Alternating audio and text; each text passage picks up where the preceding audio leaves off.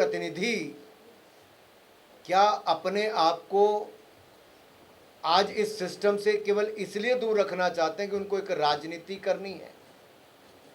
हमने पिछले कुछ वर्ष पार्लियामेंट में भी ऐसे देखे कि विपक्ष केवल हंगामा चाहता था, बायकॉट चाहता था। जो सड़कों पर हंगामा कर सकते थे वो सदन में जाकर करते थे। सदन चर्चा के लिए है। इसी तरह से नीति आयोग का प्लेटफॉर्म चर्चा के लिए है, फीडबैक के लिए है, पॉलिसी मेकिंग के लिए है। हाँ नेहा, पंजाब के सीएम के भी अभी भी टीसी होके हटिया, उन्होंने ये बोला कि बजट में जिक्र तक नहीं किया गया पंजाब का, और हिमाचल के भी सीएम ने यही कहा है कि जिक्र तक नहीं है। तो अगर यू कैन इलैबोरेट कि what is the budget for Punjab and Himachal specifically. मैं आपको दो बातें करता हूँ। ये यूनियन बजट है, इसमें एक एक राज्यों को लेकर बजट की डिटेल नहीं दी जाती। मान लो मैंने आपको एग्रीकल्चर में 1.5 लाख करोड़ रुपया दिया, 1,48,000 करोड़ रुपया हमने शिक्षा और एम्प्लॉयमेंट और स्किलिंग के लिए दिया, 2,66,000 करोड़ रुपया हमने रूरल डेवलपमेंट के लिए दिया, 6,62,000 करोड़ रुपया आज तक का सबसे ज़्यादा हमने डिफेंस के लिए दिया। तो क्या उसकी एक एक चीज़ बताई जाए कि बॉर्डर विलेज रोड वहाँ पे बनने वाली है तो किस राज्य के किस जिले में बनेगी? ऐसा आज तक कभी नहीं हुआ 77 साल में। तो इसलिए सवाल ये खड़ा होता है कि जब किसी राज्य के साथ कोई पक्षपात ना किया गया, कोऑपरेटिव फेडरलिज्म के चलते हमने लगातार संघीय ढांचे को और मजबूत किया है।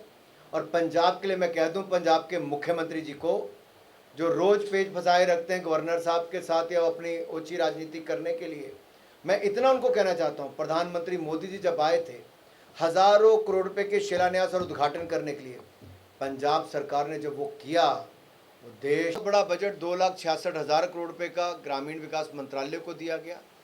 इसमें से जो अटल जी के समय प्रधानमंत्री ग्रामीण सड़क योजना की शुरुआत की गई, इस बार उसको 25,000 करोड़ रुपए आज तक का सबसे ज़्यादा इसमें दिया गया, ताकि और गाँव को इसके साथ जोड़ा जा सके। वुमेन लेड डेवलपमेंट, महिला नेतृत्व विकास की हम बात करें, 3 लाख करोड़ रुपए का प्रावधान इसमें किया गया है। हर क्षेत्र में नारी शक्ति का एक बड़ा योगदान हो। आज दुनिया की सबसे ज़्यादा महिला पायलट भारत में है। आज हमारी सेनाओं में महिलाएं अपना योगदान दे रही हैं। बैंकिंग सेक्टर से लेकर शिक्षा से लेकर अन्य सेक्टर्स में महिलाएं आगे हैं। सेल्फ हेल्प ग्रुप की 1 करोड़ बहनें अब तक लखपति दीदी बन चुकी हैं और 3 करोड़ बहनों को लखपति दीदी बनाने का हमारा टारगेट है, जो अगले 2 सालों में हम लोग पूरा करेंगे। और यही नहीं, आज अगर जैसा मैंने कहा कि वुमेन पायलट दुनिया के सबसे ज़्यादा आज भारत में है, हर क्षेत्र में नारी बहुत आगे बढ़ी है। और वुमेन लेड डेवलपमेंट, महिला नेतृत्व विकास, हम इस पर और बल दे रहे हैं। और नारी शक्ति बंधन बिल लाकर 33% आरक्षण अगर पार्लियामेंट में भी, संसद में भी और विधानसभा में भी किसी ने दिया। आज का विषय भारत सरकार के द्वारा वित्त मंत्री निर्मला सीतारमण जी के द्वारा प्रस्तुत किए गए बजट पर कुछ प्रकाश डालने के लिए मैं आप सबके समक्ष आया हूँ। भारत की स्वस्थ अर्थव्यवस्था की राष्ट्रनीति, भारत की स्वस्थ अर्थव्यवस्था की राष्ट्रनीति ही मोदी सरकार की शानदार राजनीति का प्रमाण है।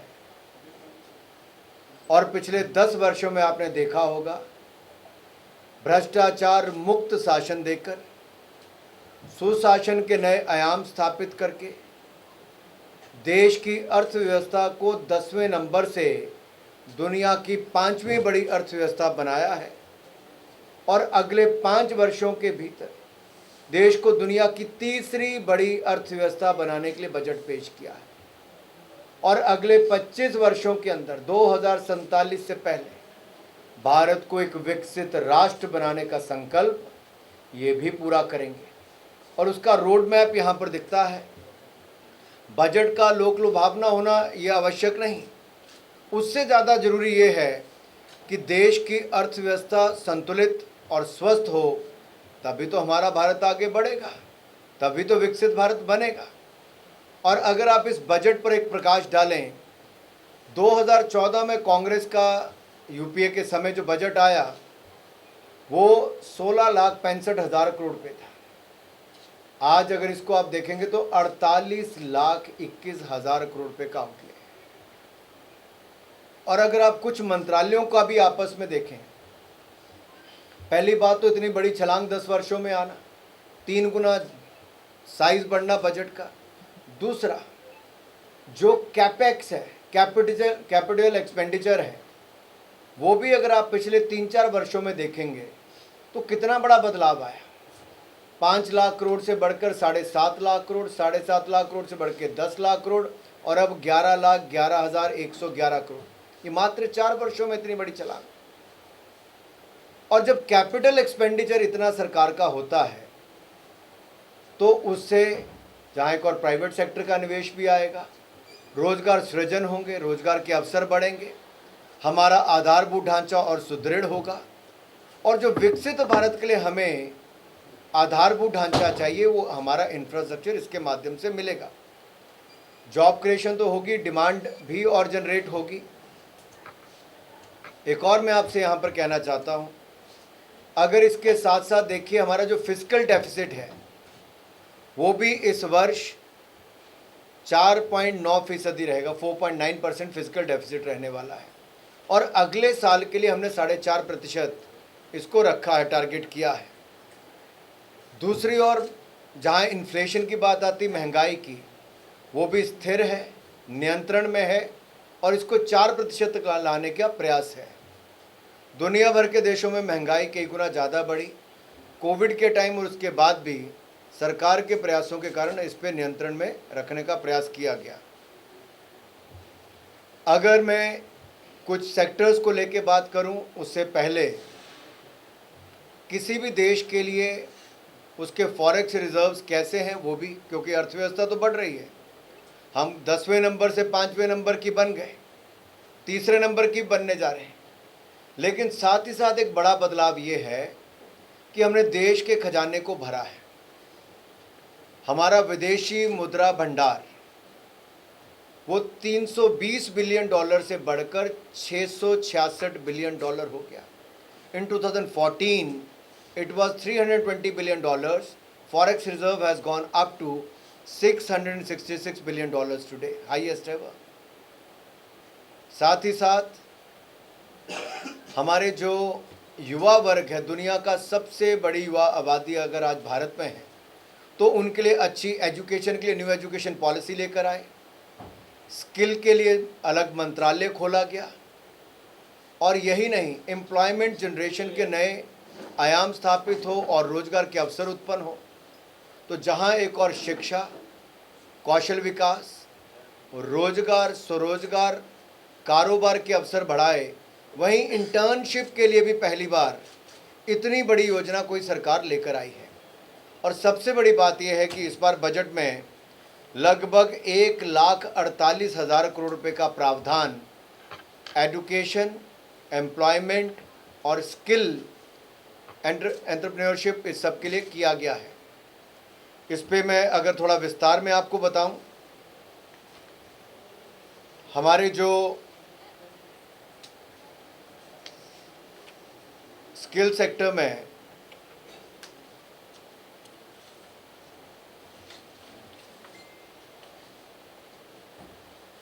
जो नया कोई व्यक्ति रोजगार जिसको मिलता है, हर उस नए रोजगार पाने वाले को 15,000 रुपया केंद्र की सरकार देगी, जो 1 महीने के, मान लो किसी की 1 लाख रुपए तक मैक्सिमम सैलरी, तो उसको 15,000 रुपया 1 मंथ वेज के रूप में एक तरह से उसका एक पोर्शन उसको हम लोग देने वाले हैं। उसको 3 इंस्टॉलमेंट्स में देंगे। और इसके अलावा जो दूसरा है प्रोविडेंट फंड वाला EPFO इंसेंटिव, वो मैन्युफैक्चरिंग में हम बोथ एम्प्लॉयर और एम्प्लॉय दोनों के लिए लाने वाले हैं, जिसके लिए 30 लाख युवाओं को उससे लाभ मिलेगा।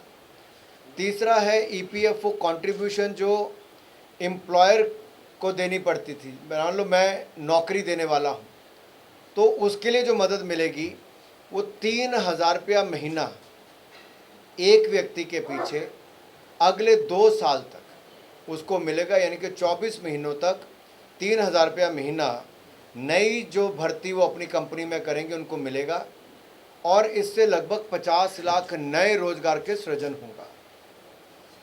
अगले 5 वर्षों में 20 लाख युवाओं को स्किल किया जाएगा, कौशल विकास उनका किया जाएगा और 1000 से ज़्यादा ITIs को अपग्रेड किया जाएगा आज की डिमांड के अनुसार। आज की जो इंडस्ट्री की डिमांड है उसके अनुसार हम ITIs को अपग्रेड करने जा रहे हैं। इंटर्नशिप जो है ये 1 करोड़ युवाओं को इंटर्नशिप देने का काम किया जाएगा और इनको इंटर्नशिप देश की जो 500 बड़ी कंपनीज हैं प्राथमिकता उन पर देकर किया जाएगा। मान लीजिए किसी को 1 साल के लिए इंटर्नशिप करनी है तो उसको 5,000 रुपये महीना स्टाइपन देने की और हमारा प्रयास है कि इंडस्ट्री 5,000 रुपये महीना स्टाइपन भी दे और 6,000 रुपया एक मुश्त उसको मदद के रूप में मिलेगा। इससे अगले 5 सालों में इंटर्नशिप का लगभग 1 करोड़ युवाओं को लाभ मिलेगा। जिन युवाओं को किसी स्कीम का लाभ नहीं मिला, अगर उनको देश के किसी शिक्षा केंद्र में शिक्षा लेनी है और उसको एजुकेशन लोन चाहिए तो 10 लाख रुपए तक का ऋण भी उसको मिलेगा एजुकेशन लोन के रूप में और 3% इंटरेस्ट सबवेंशन, इंटरेस्ट में छूट भी उनको मिलेगी, ब्याज में मुक्त मिलेगा। और इसी तरह से 7.5 लाख रुपए तक मॉडल स्किल लोन स्कीम के अंतर्गत 25,000 युवाओं को भी इसमें लाभ मिलने वाला है। साथियों, आज क्योंकि दुनिया की जो अर्थव्यवस्थाएं हैं जहां वो स्लो डाउन कर रही हैं, भारत की अर्थव्यवस्था आज भी दुनिया की सबसे तेजी से बढ़ने वाली अर्थव्यवस्था है। पिछले साल भी थे, उससे पिछले साल भी, और हमारा प्रयास है कि अगले 10 साल तक लगातार दुनिया की सबसे तेजी से बढ़ने वाली अर्थव्यवस्था भारत की हो। उस दिशा में हमारे कदम हैं। इसलिए फिस्कल डेफिसिट को भी लगातार कम किया जा रहा है, कैपिटल एक्सपेंडिचर को बढ़ाया जा रहा है, एजुकेशन, एम्प्लॉयमेंट, इंटर्नशिप, स्किल्स, इन सब के लिए नए अवसर खड़े किए जा रहे हैं। अगला जो मैं विषय लेना चाहता हूं वो राज्यों को जो हमने मदद की है वो 1.5 लाख करोड़ रुपए के लगभग हम उनको देने वाले हैं। 1.5 लाख करोड़ रुपये उनको अगले 50 साल के लिए मिलेगा बगैर इंटरेस्ट के। इससे पहले भी केंद्र सरकार ने 2 बार 1-1 लाख करोड़ रुपए की मदद राज्य की सरकारों को की और उसमें कुछ टारगेट्स देते हैं कि आपको ये बदलाव करने होंगे। इसमें राज्य का भी लाभ होता है और ओवरऑल सिस्टम को सुधारने का अवसर भी मिलता है। इसी तरह से अगर आप देखें तो ग्रामीण क्षेत्र के विकास के लिए बहुत बड़ा बजट 2,66,000 करोड़ रुपए का ग्रामीण विकास मंत्रालय को दिया गया। इसमें से जो अटल जी के समय प्रधानमंत्री ग्रामीण सड़क योजना की शुरुआत की गई, इस बार उसको 25,000 करोड़ रुपए आज तक का सबसे ज़्यादा इसमें दिया गया ताकि और गाँव को इसके साथ जोड़ा जा सके। वुमेन लेड डेवलपमेंट, महिला नेतृत्व विकास की हम बात करें, 3 लाख करोड़ रुपए का प्रावधान इसमें किया गया है। हर क्षेत्र में नारी शक्ति का एक बड़ा योगदान हो। आज दुनिया की सबसे ज़्यादा महिला पायलट भारत में है। आज हमारी सेनाओं में महिलाएं अपना योगदान दे रही हैं। बैंकिंग सेक्टर से लेकर शिक्षा से लेकर अन्य सेक्टर्स में महिलाएं आगे हैं। सेल्फ हेल्प ग्रुप की 1 करोड़ बहनें अब तक लखपति दीदी बन चुकी हैं और 3 करोड़ बहनों को लखपति दीदी बनाने का हमारा टारगेट है जो अगले 2 सालों में हम लोग पूरा करेंगे। और यही नहीं, आज अगर जैसा मैंने कहा कि वुमेन पायलट दुनिया के सबसे ज़्यादा आज भारत में है। हर क्षेत्र में नारी बहुत आगे बढ़ी और वुमेन लेड डेवलपमेंट, महिला नेतृत्व विकास, हम इस पर और बल दे रहे हैं। और नारी शक्ति बंधन बिल लाकर 33% आरक्षण अगर पार्लियामेंट में भी, संसद में भी और विधानसभा में भी किसी ने दिया तो ये नरेंद्र मोदी जी की सरकार ने दिया है। मुद्रा लोन एक बहुत बड़ा सफलता पिछले कुछ वर्षों में हमारी सरकार को मिली। अब तक इसमें 50,000 रुपये से लेकर 10 लाख रुपए तक के ऋण मिलते थे और बगैर गारंटी के मिलते हैं। केंद्र सरकार मोदी जी की गारंटी चलती है। अब इसको 10 लाख से इसकी सीमा को बढ़ाकर 20 लाख रुपया कर दिया गया है। इसका मतलब 20 लाख रुपए तक आपको बगैर ज़मीन घर गिरवी रखे ऋण मिलेगा और आप अपना रोजगार कारोबार कर सकते हो। लगभग 34 करोड़ ऋण अब तक मिल चुके हैं। लगभग 30 लाख करोड़ रुपए से ज़्यादा रुपए इन ऋण के माध्यम से देश की जनता को मिला है, जो अपना कारोबार स्वरोजगार खड़ा कर पाए हैं। इसी तरह से ही रोजगार कारोबार के लिए प्लग एंड प्ले मॉडल में इंडस्ट्री को बढ़ावा देने के लिए 100 ऐसे शहरों को चुना जाएगा, जिनके शहर में या शहर के आसपास ऐसे इंडस्ट्रियल हब खड़े किए जाएंगे जहां पर प्लग एंड प्ले मॉडल हो, इन्वेस्टमेंट रेडी सब कुछ हो, आप आएँ, अपना उद्योग लगा के कामकाज शुरू करें। उस दिशा में हमारा काम रहने वाला है।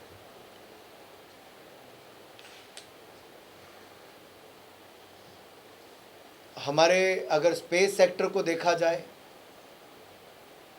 स्पेस सेक्टर में भी 1000 करोड़ रुपए का प्रावधान इसलिए किया गया है कि वहाँ पर उस सेक्टर को और बूम मिल सके, और इस सेक्टर में भारत ने नई छलांग लगाई है।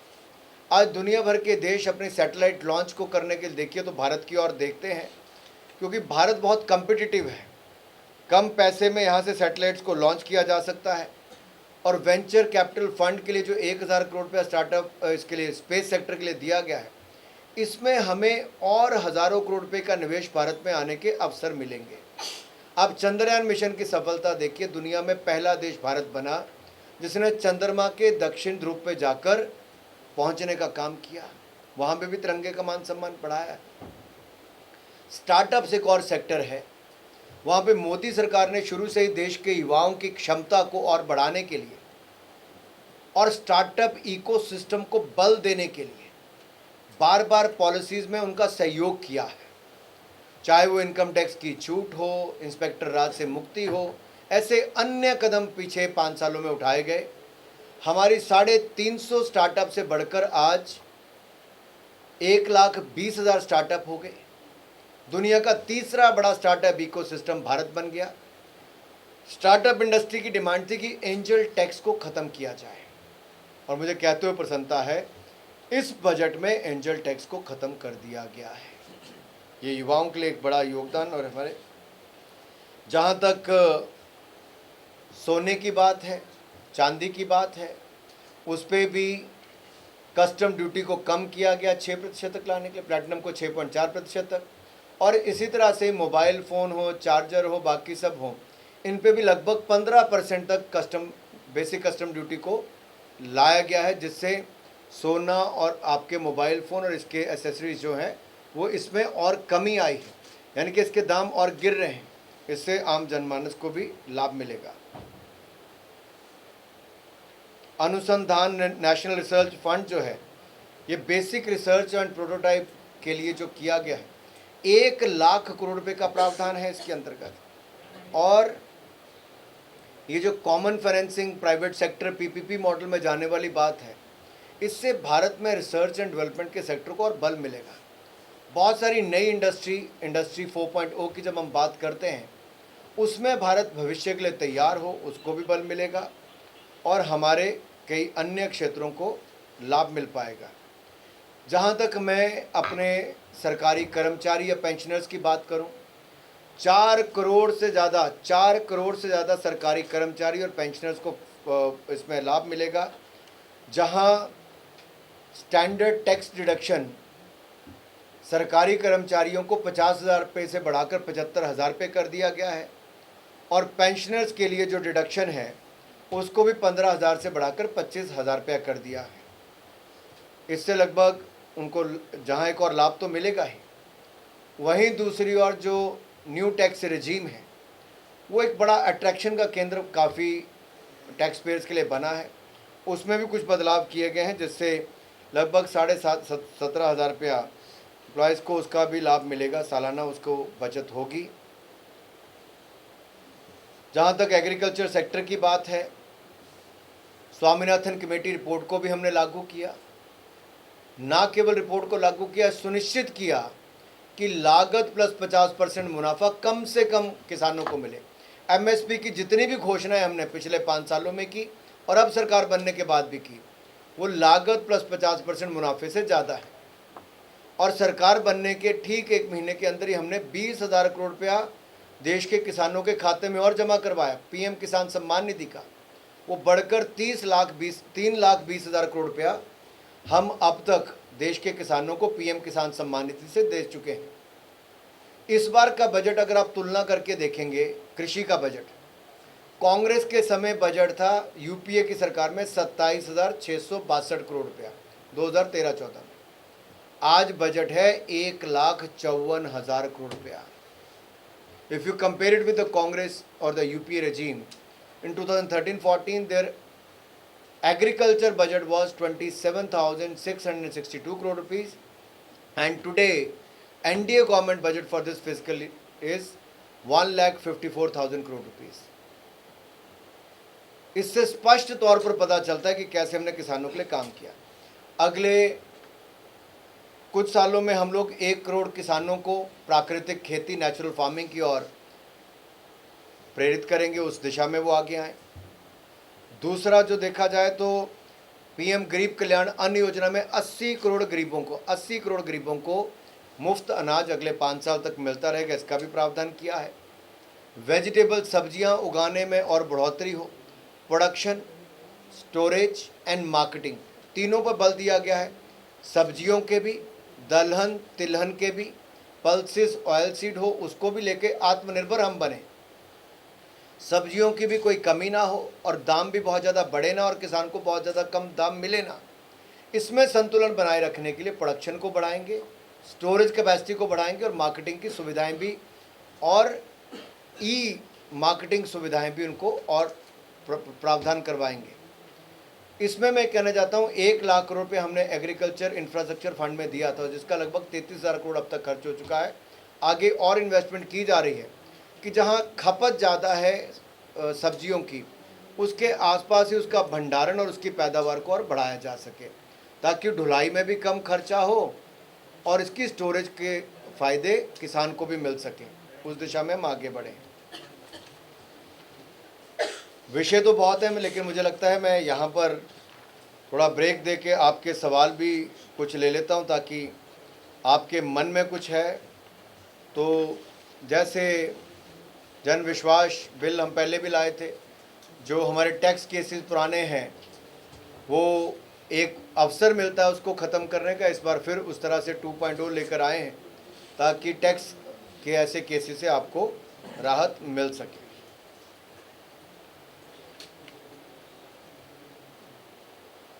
सवाल किसी का कोई?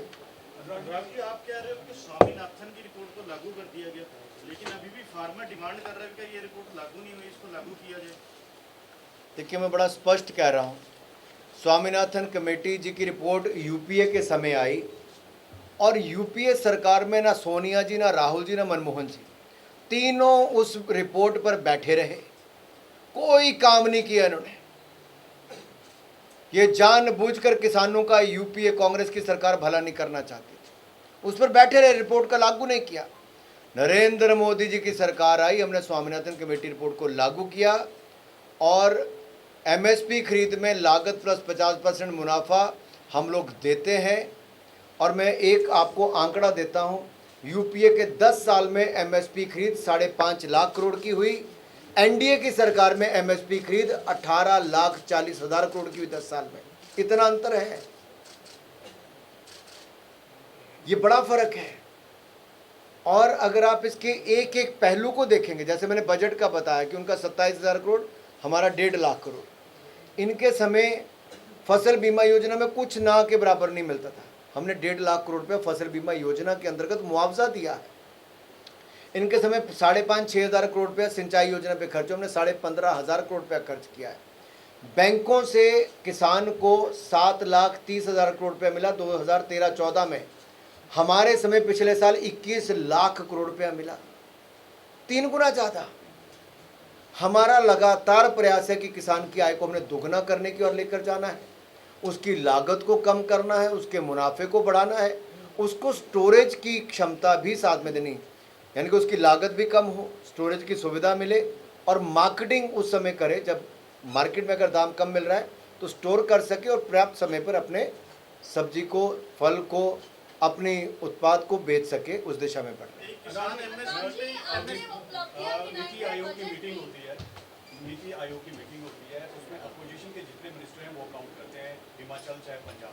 पंजाब के मुख्यमंत्री कह रहे हैं कि वहां जाने का फायदा क्या, जब बजट में किसी भी जो नॉन बीजेपी स्टेट्स हैं वहां पर प्रावधान नहीं होता, पैसे नहीं मिलते, तो जाने का फायदा क्या है? मुझे लगता है कहीं वो विचारहीन तो नहीं हो गए, विचारों की कमी हो, सुझाव की कमी हो, या इच्छा की कमी है। इच्छा शक्ति नहीं है कि विचारहीन है, या केवल राजनीति करने के लिए अब नीति आयोग का मंच को भी विपक्ष कर रहा है। हम भी विपक्ष में रहे, केंद्र की सरकार भी उस समय प्लानिंग कमीशन होता था, हमारे मुख्यमंत्री भी आते थे, अपना विषय रखते थे, माने ना माने उस समय की बात। हर व्यक्ति अपना सुझाव देता है। बजट से पहले भी हम लोगों के बीच में जाते हैं, वित्त मंत्री हमारी यहाँ भी आई, हम लोगों को भी वहाँ पे बुलाते हैं। इसी तरह से ही नीति आयोग भविष्य के लिए किन योजनाओं पे काम करना है, वो फीडबैक मैकेनिज्म अगर राज्यों का नहीं होगा और राज्यों के चुने हुए प्रतिनिधि क्या अपने आप को आज इस सिस्टम से केवल इसलिए दूर रखना चाहते हैं कि उनको एक राजनीति करनी है। हमने पिछले कुछ वर्ष पार्लियामेंट में भी ऐसे देखे कि विपक्ष केवल हंगामा चाहता था, बायकॉट चाहता था। जो सड़कों पर हंगामा कर सकते थे वो सदन में जाकर करते थे, सदन चर्चा के लिए है। इसी तरह से नीति आयोग का प्लेटफॉर्म चर्चा के लिए है, फीडबैक के लिए है, पॉलिसी मेकिंग के लिए है। हाँ नेहा, पंजाब के सीएम के भी अभी भी पीसी होके हटे, उन्होंने ये बोला कि बजट में जिक्र तक नहीं किया गया पंजाब का, और हिमाचल के भी सीएम ने यही कहा है कि कोई जिक्र तक नहीं है। तो अगर यू कैन इलैबोरेट कि what is the budget for Punjab and Himachal. मैं आपको दो बातें करता हूँ। ये यूनियन बजट है, इसमें एक एक राज्यों को लेके बजट की डिटेल नहीं दी जाती। मान लो मैंने आपको एग्रीकल्चर में 1.5 लाख करोड़ रुपया दिया, 1,48,000 करोड़ रुपया हमने शिक्षा और एम्प्लॉयमेंट और स्किलिंग के लिए दिया, 2,66,000 करोड़ रुपया हमने रूरल डेवलपमेंट के लिए दिया, 6,62,000 करोड़ रुपया आज तक का सबसे ज़्यादा हमने डिफेंस के लिए दिया।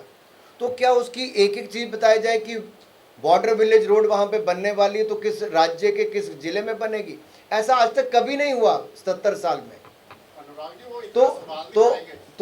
तो इसलिए सवाल ये खड़ा होता है कि जब किसी राज्य के साथ कोई पक्षपात ना किया गया, कोऑपरेटिव फेडरलिज्म के चलते हमने लगातार संघीय ढांचे को और मजबूत किया है।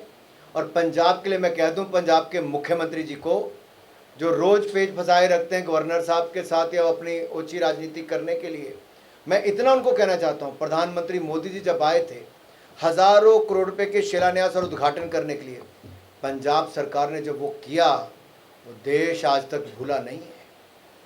मोदी जी भारतीय जनता पार्टी के नेता नहीं, देश के प्रधानमंत्री के रूप में आए थे। उनकी सुरक्षा के साथ इतना बड़ा खिलवाड़ किया गया।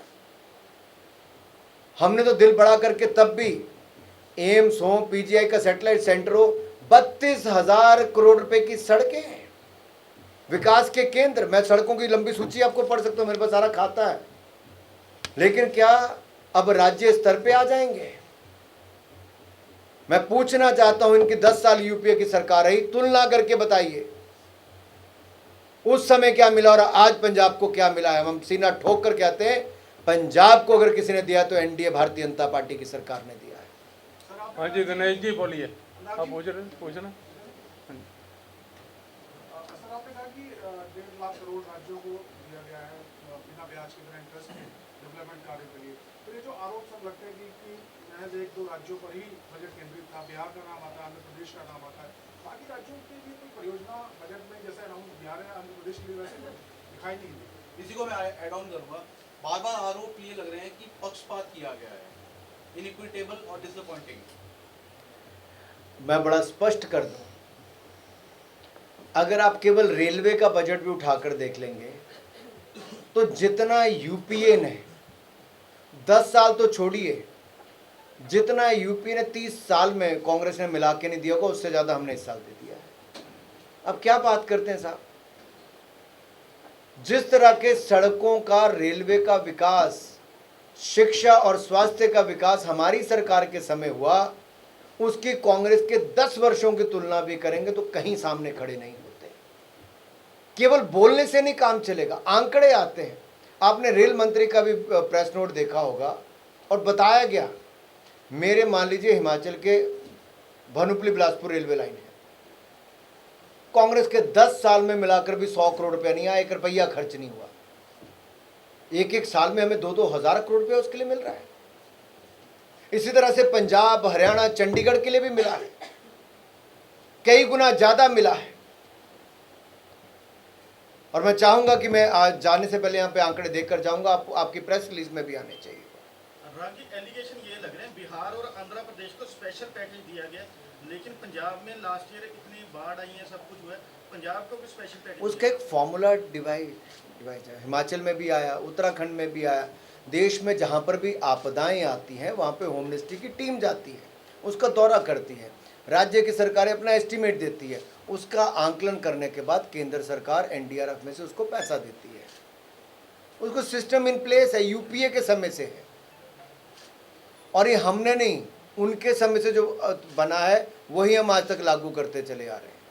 मुख्यमंत्री पंजाब ने कहा है कि उन्हें भी पहाड़ी राज्यों की तरह स्पेशल पैकेज मिलना चाहिए, जो कि सेंटर ने नहीं। देखिए, कुछ लोग ऐसे हैं, मेरा वैसे गिला एक आपसे भी चलो मैं कर सकता हूँ, आप तो मेरे भाई हो। अब ये सत्ता में आने से पहले कहते थे कि अगर वो एमएसपी नहीं देंगे तो मेरी सरकार एमएसपी देंगी, कहते थे। भगवंत मान जी नहीं कहते थे। इनकी जो मंत्री बनी महिला विधायक, वो भी कहती थी, नहीं कहती थी। आज कहाँ है जी उनका एमएसपी? कितने किसानों को दिया पंजाब में? आज दिल्ली की क्या हालत कर दी इन्होंने।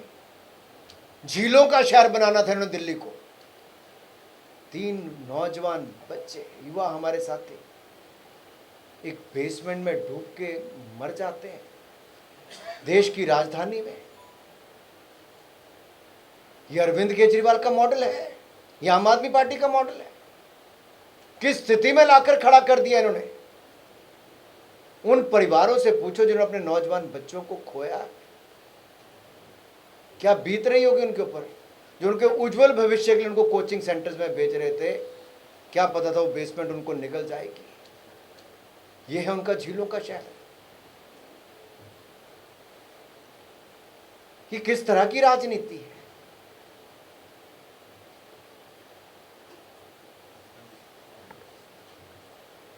सर, एक जैसे आपने अपनी उपलब्धियां गिनाई, किसानों के लिए आपने इतना इनकम भी डबल हुई है और आपने एमएसपी भी दिया, लेकिन एक किसान आंदोलन खत्म क्यों नहीं हो रहा सर? ये कब तक, क्या उनकी बात सरकार को समझ नहीं आ रही? आप भी कुछ प्रयास करो, हम भी कर रहे हैं। अब जैसे आपने बताया कि स्वामीनाथन रिपोर्ट लागू कर दी गई है, तो उनको बुला करके समझाने का प्रयास किया जाएगा कि किसानों की जिस तरह से अभी भी प्रोटेस्ट चल रहे हैं और उनको दिल्ली तक नहीं जाने दिया जा रहा। हाय मैडम, चंडीगढ़ हम चुनाव से पहले भी आते रहे, काफी मीटिंग्स हुई, आगे भी होती। बजट पे आज चर्चा कर लेते हैं, बाकी आज बजट पे चर्चा कर लेते हैं। एनी अदर है कोई क्वेश्चन? क्वेश्चन? धन्यवाद, सबका बहुत बहुत आभार।